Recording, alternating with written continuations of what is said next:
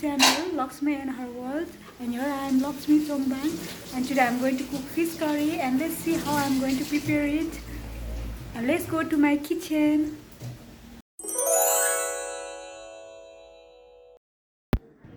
सुरुमा हामीले पानी लिने, पानी लिसकेपछि त्यसमा हामीले नुन राख्ने र त्यो नुन भएको पानीमा माछालाई बिस्तारै राख्ने र यो पानीमा चाहिँ हामीले एटलिस्ट पनि माछालाई 30 देखि 45 मिनेटसम्म राख्ने र मजासित चलाउने र यसलाई चाहिँ पछाडी चाहिँ हामीले टाइम भइसकेपछि चाहिँ मजासित धारामा पखाल्ने र यो यसरी सफा हुन्छ।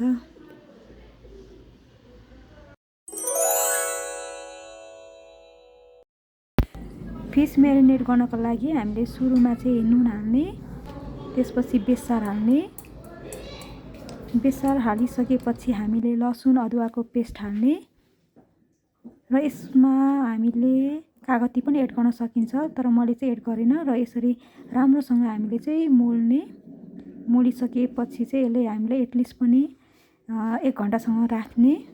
अब चाहिँ हामीले फिश करीको लागि चाहिँ हामीले यो प्याज काट्ने,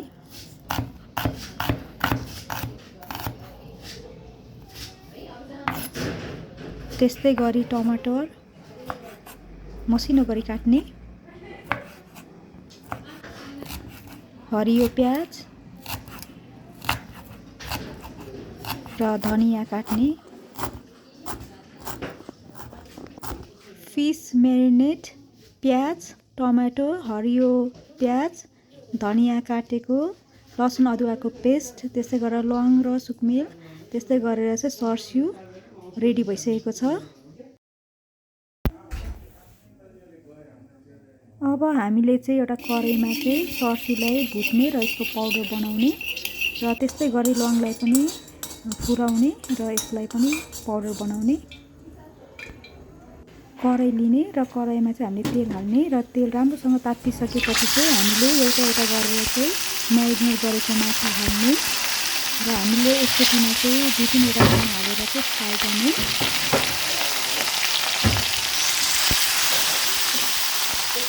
र यो एक साइड पाकिसकेपछि चाहिँ यसलाई फेरि अर्को साइड रातो हुने गरी पकाउने र यो पकाइसकेपछि चाहिँ हामीले यसरी यसलाई झिकेर यसलाई एक साइडमा राख्ने र यसरी हामीले चाहिँ सबै माछालाई राम्रोसँग भुट्ने।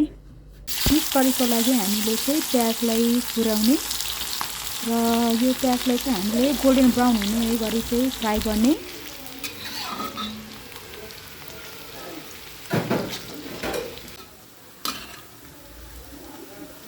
त्यसरी गोल्डन ब्राउन भइसकेपछि चाहिँ हामीले यसमा चाहिँ अघि काटेको टमाटर एड गर्ने। टमाटर हालिसकेपछि अब हामीले यसलाई 2-3 मिनेटसम्म पकाउने र बिचमा चलाउँदै गर्ने र यसरी राम्रोसँग पाक्न थालिसकेपछि यसमा हामीले बेसार एड गर्ने र बेसार हालिसकेपछि हामीले यसमा नुन पनि हाल्ने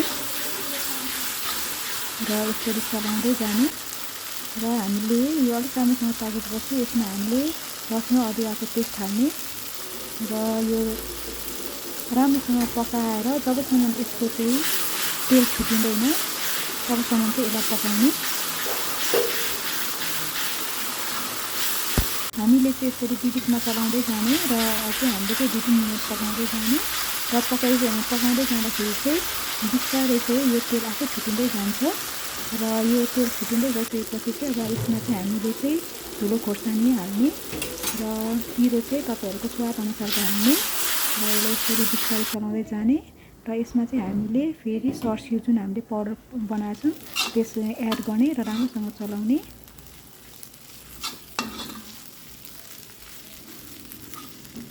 र यसमा हामीले पानी हाल्ने, पानी एड गरेपछि यस्तो पेस्ट बन्छ र यसरी पेस्ट बनिसकेकोमा हामीले अरू पानी एड गर्ने र यसलाई उमाल्न दिने र माछा एउटा एउटा गरी हाल्ने र यसलाई चाहिँ हामीले लगभग पनि 30 मिनट जति राख्ने र राम्रोसँग उमालेर दिने र जब यो उम्लिसकेपछि यसको झोल चाहिँ आधा बन्छ। आधा बनिसकेपछि चाहिँ हामीले यसमा चाहिँ जुन अघि हामीले पिसेको ल्वाङ र सुकमेलको धुलो चाहिँ हाल्ने र फेरि हामीले उमाल्ने यसलाई। यो उम्लिसकेपछि बिस्तारै चलाउने र बिस्तारै चलाएर चाहिँ हामीले चाहिँ यसलाई अझै पनि 10 मिनट जति पकाउने र पकाइसकेपछि यो यसरी बाक्लो बन्छ र यो बाक्लो बनिसकेपछि चाहिँ अब यो चाहिँ रेडी भयो भनेर थाहा हुन्छ र यसमा हामीले चाहिँ हरियो प्याज र धनिया चाहिँ एड गर्ने. Now is ready to serve. Now you can enjoy this fish curry with rice. If you really like my video, then don't forget to like, share and subscribe. Thank you everyone for watching it.